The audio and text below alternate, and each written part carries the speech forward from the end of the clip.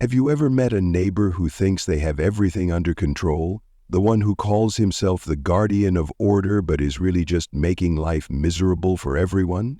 If not, brace yourself, because you're about to meet Linda, the free-spirited HOA queen, who's willing to block a firefighter's path to keep the neighborhood perfect. This isn't just a story about the law, but a battle of power, and often between a man who just wants to do his job and a man who's willing to go to extremes to maintain control.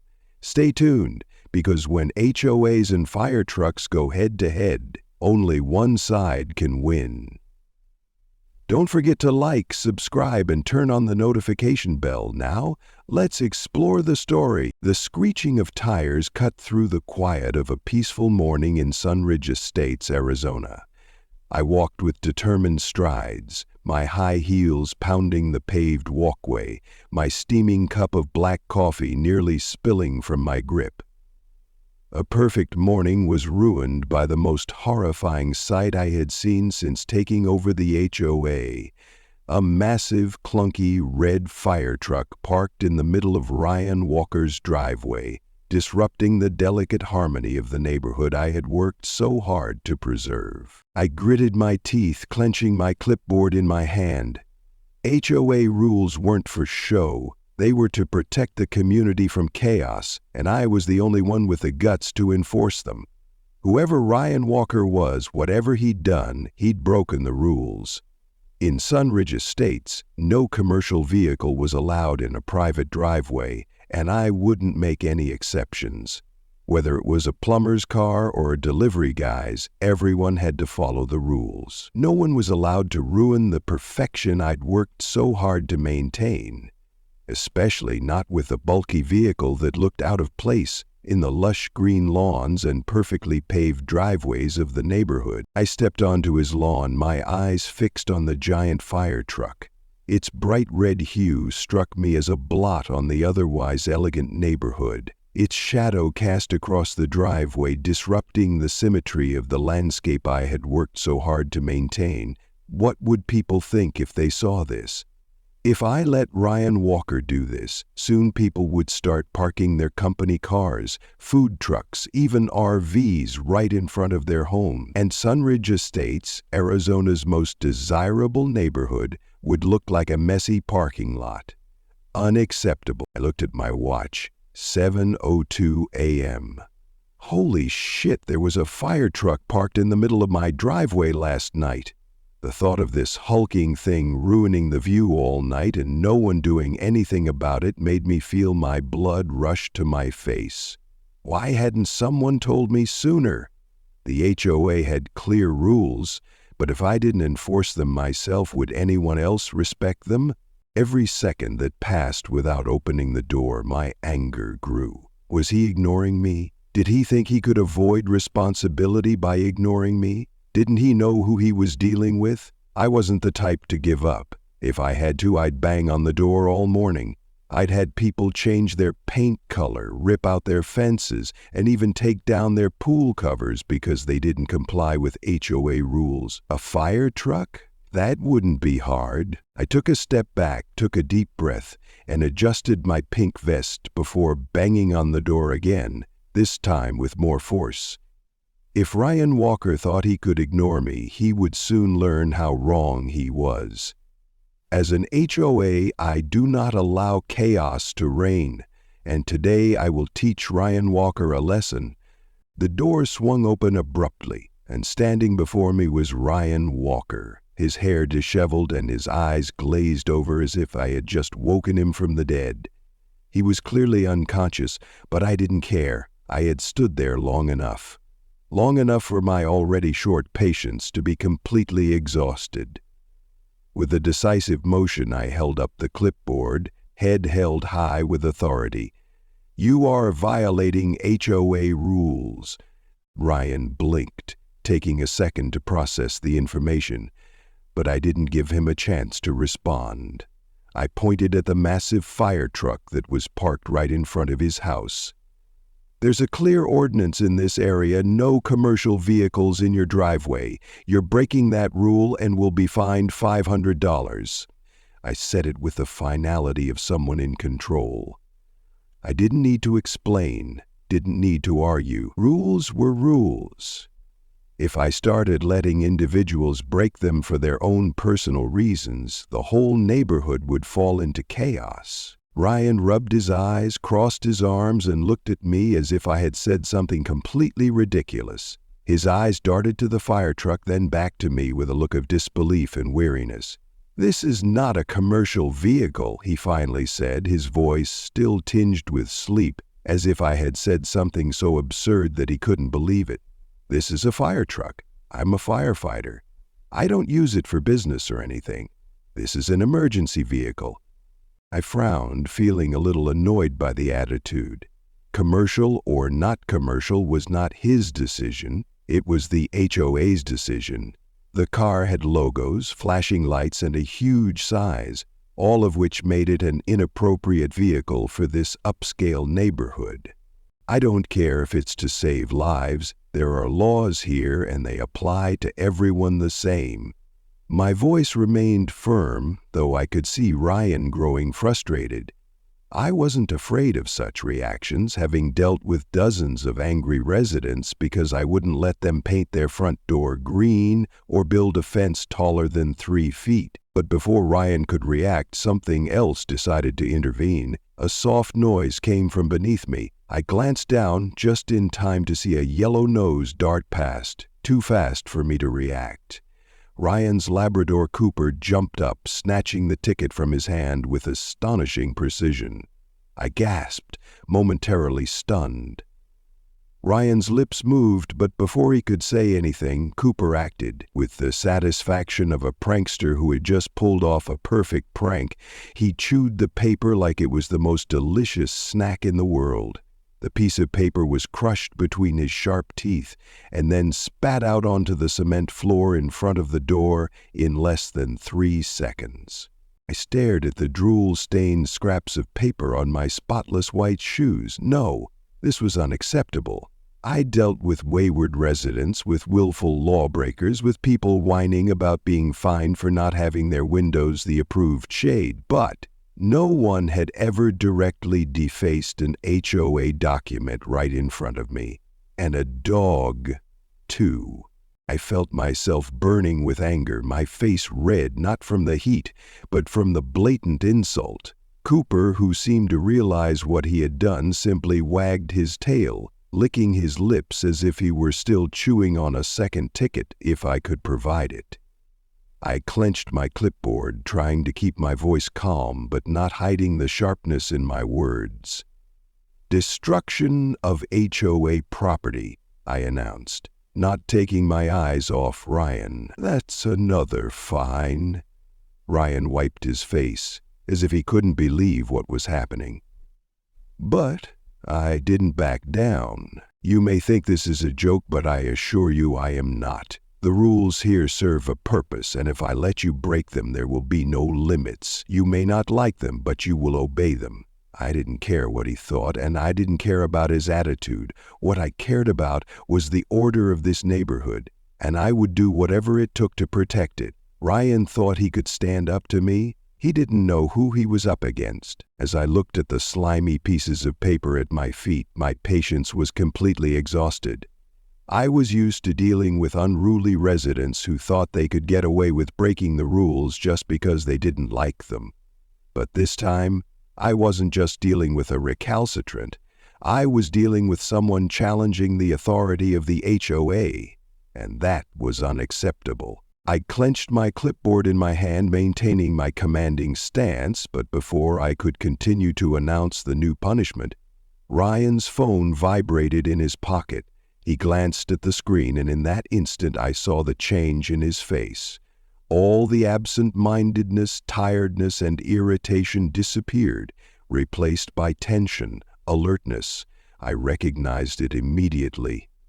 It was a call from the fire department. Ryan was silent for a moment, then immediately pulled out his phone, reading the message.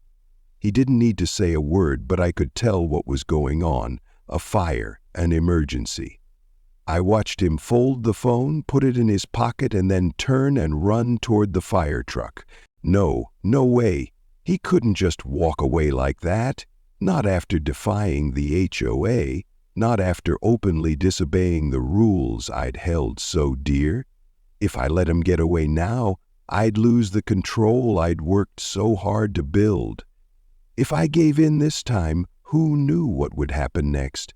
A delivery truck parked overnight? A dilapidated RV blocking the road? A taco truck operating in someone's driveway? No. The rules are the rules, and if he thinks he can use his job as an excuse to break them, he'll have to think again. Faster than I can remember, I stepped forward, blocking the car's path, my feet planted in the cement like an impregnable fortress. Ryan stops abruptly, less than a meter away. I look him straight in the eye, unwavering. You're not going anywhere until this is over. It wasn't the first time I'd faced opposition. I'd forced a resident to repaint their entire facade because they'd chosen the wrong shade of beige. I'd forced a family to remove a fountain because it wasn't up to code. I knew how to stand up to people who thought they could get away with it, and today was no exception. Ryan frowned, clutching his car keys. He was in a hurry, I knew it. But his urgency wasn't my problem. I didn't care if there was a fire. I didn't care if someone was in danger. If he truly cared about the safety of this neighborhood, he would respect its rules first. A second passed, then two. I could see his breathing change, could see his hands clenching into fists. But I didn't back down. I'd fought tougher citizens than him, and I'd never lost. He might be a firefighter, but here I was the law. Ryan closed his eyes, took a deep breath. I could tell he was trying to contain his anger, but that didn't matter. What mattered was that I wasn't letting him go. This would be settled right here, right now, by the rule. And if he didn't? I was ready for the next step. I stood like a wall, blocking the fire truck, my eyes fixed on Ryan. My whole body was tense, not because of fear, but because I was determined not to give in. He might be looking at me with anger, he might be clutching his car keys as if he were in an internal struggle, but I didn't care. I had decided this car was not allowed to be here, and certainly not allowed to drive away as if I didn't exist. But then another sound rang out from the distance. At first, it was just a faint screech, but within seconds, it turned into a deafening symphony of sirens and roaring engines. I turned my head toward the main road and immediately felt my heart pounding harder. Fire trucks. A convoy of fire trucks. The red hunks of metal rolled into the neighborhood with absolute majesty, their lights flashing like beacons of warning. They weren't just coming, they were advancing, taking over, declaring their undeniable presence. And in that moment, I knew that every eye in the neighborhood was on me. The door of the lead truck opened, and a man stepped out.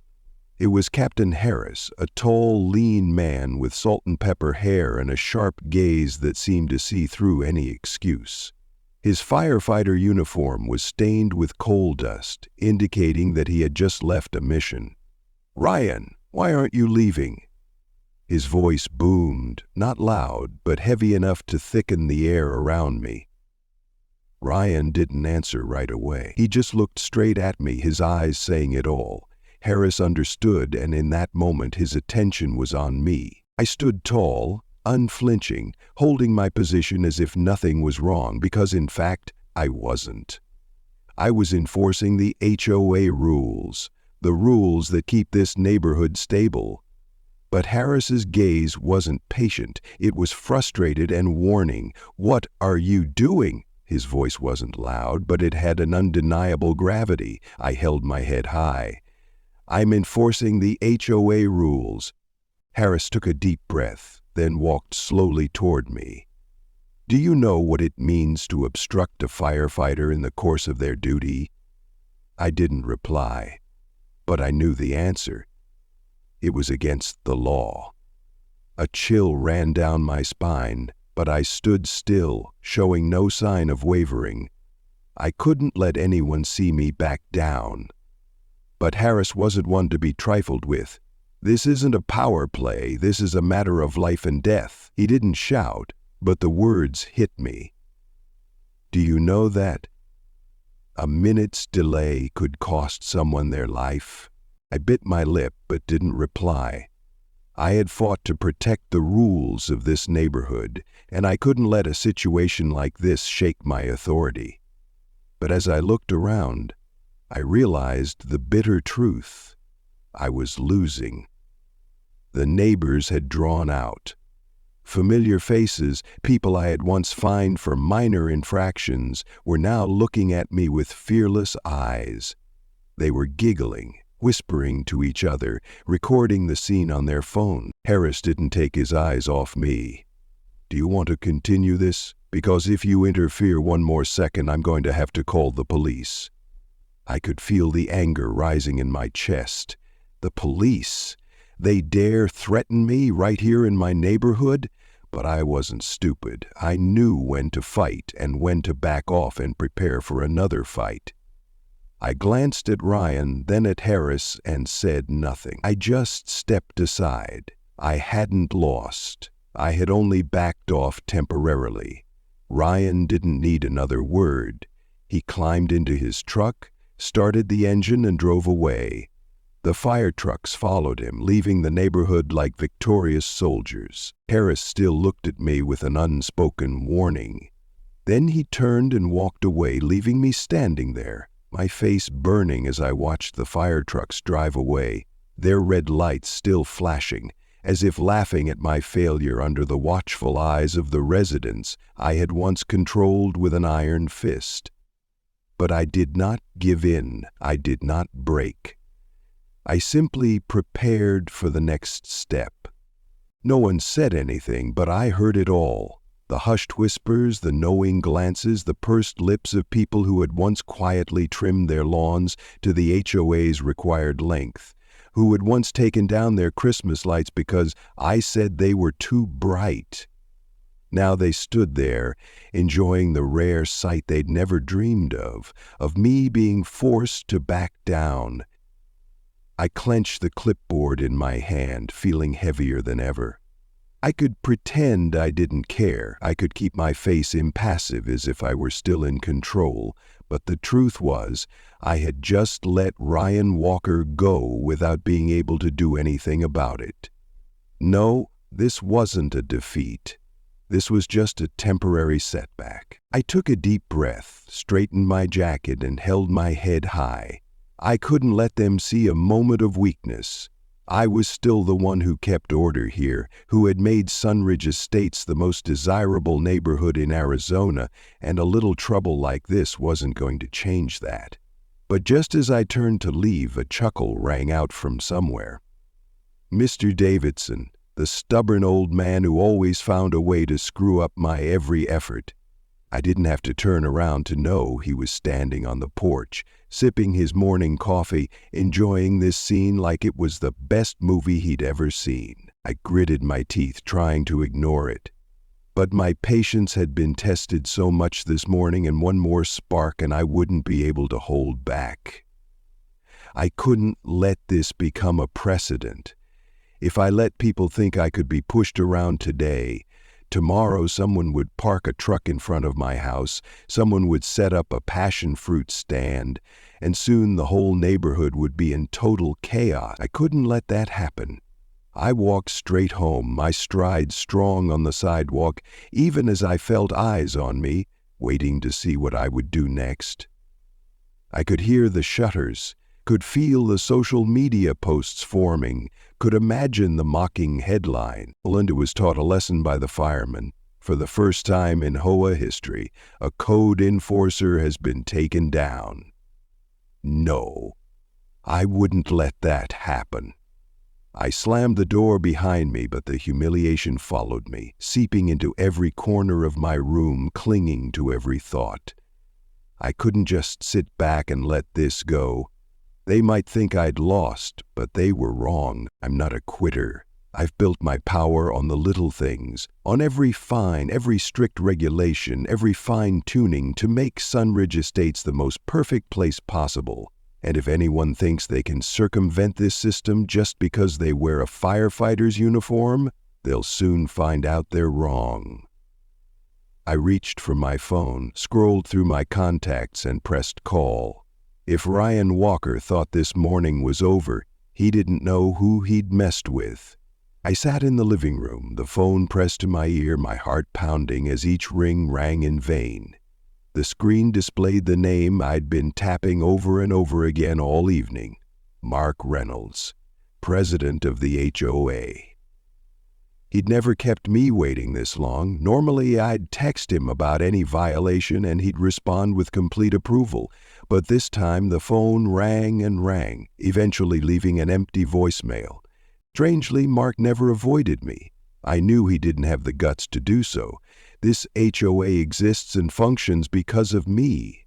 I'm the one who makes sure things get done. Without me, the cowards on the board would let this neighborhood fall into chaos. I dialed again, this time to another member, Susan Keller. No answer either. I sensed something was wrong. They were avoiding me. It couldn't be. I'd done everything I could to maintain order, to keep the HOA operating at the highest standard. Was a minor incident this morning going to make them side with Ryan Walker? What's so special about a firefighter? He might save someone's life, but I'm the one who makes sure everyone's lives are in order. I'm the one who keeps the property values sky high. Without me, this place would sink into sloppiness. I took a sip of my black coffee, trying to contain my rising anger. But as I put the cup down, my phone buzzed. A text from Mark. The board is in an emergency meeting tonight. We need to talk to you tomorrow morning. But be prepared. We can't go on like this. My heart stopped. We can't go on like this. My chest tightened. It was a feeling I'd never felt before, a loss of control. I immediately dialed back, but this time Mark didn't answer. Emergency meeting? Without me? That had never happened before. I put my hands on the table, my mind racing. An emergency meeting meant something serious, that I no longer had complete control, that they thought they could get rid of me. No, I wouldn't let that happen. But when the next morning came and I walked into the HOA meeting room, a luxurious room with neatly hung paintings and a polished walnut table, I immediately realized that things had gotten out of hand. Mark sat in the center without the usual nervous look I had seen whenever I looked at him. Susan and the other members, too, had an attitude I had never seen before. Calm, determined, and no longer afraid of me. I sat down, arms crossed, waiting for them to speak. Mark took a deep breath, then dropped a stack of papers on the table. Linda, we've looked into it all, and the board unanimously agrees you can no longer serve as HOA enforcer. His words hit me like a stun gun. I looked up, around the table. No one ducked their heads to avoid my gaze like they had before. No one seemed intimidated by my authority. They had made up their minds. My breathing quickened. You can't do that. But Mark just shook his head and said, we can, and we did. The board voted, and as a result, you're out. No way. I've devoted my life to policing this neighborhood, to keeping it in tip-top shape. I've fought the lawbreakers, the lazy residents who refuse to abide by HOA rules. I've built order, and now they dare turn their backs on me? My throat felt raw, but I refused to show any sign of weakness. I would never back down. I stood up, straightened my pink vest, and looked straight at them. You're going to regret this. I walked out of the HOA meeting room, my head held high, my shoulders squared, but inside, the anger was burning fiercely. No one said a word as I left, but I could feel their eyes on me, as if they had just accomplished a great victory, as if they truly believed they could go on without me. They were wrong. I didn't care what they thought. or how Ryan Walker or the other idiots convinced them. But one thing I knew for sure, I wasn't going to let this end. I walked straight home, my feet pounding the pavement like hammers on steel, my palms clenched so tight my nails were digging into my skin. I'd devoted my life to making Sunridge Estates the most desirable neighborhood, and this was how they were going to repay me. But as I turned onto the main street, what I saw made my breath catch in my throat was that they were celebrating. Right in front of me, a giant barbecue was taking place in the middle of the neighborhood, and I was not invited. Long tables were set up on the park lawn, filled with trays of steaming food. The smell of grilled meat filled the air, mixed with the sounds of laughter that echoed throughout the neighborhood. They were enjoying the stupid freedom they thought they had just won. I slowly approached, my eyes scanning the crowd. All the residents were there. The people I'd fined for mowing their lawns a day late, the people I'd forced to repaint their doors for choosing the wrong color, the people who'd silently bowed to my rules. Now they were laughing, happy, as if they'd just been liberated from some oppressive regime. And in the middle of the crowd, like a triumphant sluggard, was Ryan Walker. He was smiling, a triumphant, smug, defiant smile. He held a beer in one hand, and with the other he patted Cooper, the useless dog who'd torn my ticket apart for fun, on the head. He didn't need to say a word, but I knew he was enjoying the moment. But the worst thing, the thing that almost made me explode, was the sign right in front of the park. Barbary celebration for the end of the tyranny, flower free for all. Tyranny. They called me a tyrant. They really believed I was the bad guy in this story. I clenched my fists, my breathing quickened. Did these idiots really think this neighborhood would be better off without me? Did they really believe they could keep things together without rules, without enforcement? They would regret it. I looked around, meeting the defiant, delighted eyes of my overthrowers. Some deliberately turned away, pretending not to see me, but most made no attempt to hide their satisfaction. They were no longer afraid of me, and that was their biggest mistake. I said nothing, didn't react, didn't give them any satisfaction. I turned and walked away, but in my head, plans were already forming. They could have their barbecue. They could laugh, celebrate, slap each other on the back as if they had won. But they were forgetting one thing. The battle might be over, but the war wasn't. I stepped into the house, closing the door behind me with just enough force to keep it from becoming an angry bang. I couldn't afford to lose control in front of them, in front of those who were celebrating every inch of the ground I'd fought to keep in order.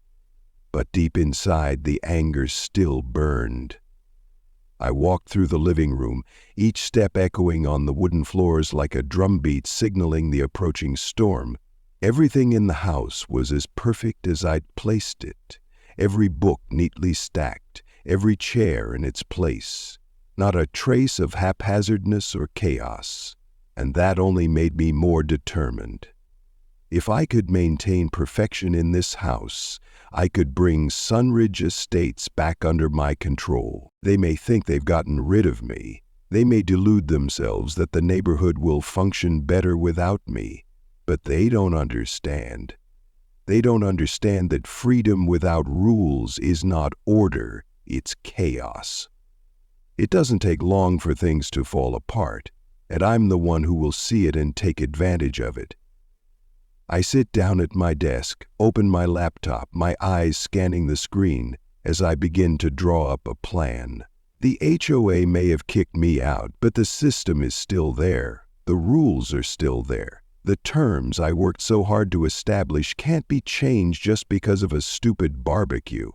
And most importantly, people still have to follow them. I started going through the list of HOA violations, the little things I had fined residents for, the obscure rules that even the board couldn't remember. Rules were rules, and if they thought they could ignore me without consequence, they would soon find out they were wrong. Grass too tall? Fine. Garbage not picked up on time? Fine. Backyard not properly maintained? Fine. They might have kicked me out of the HOA, but they forgot one important thing. They couldn't get rid of the rules I had set. And if they thought I was going to quietly go out of business, they had underestimated me.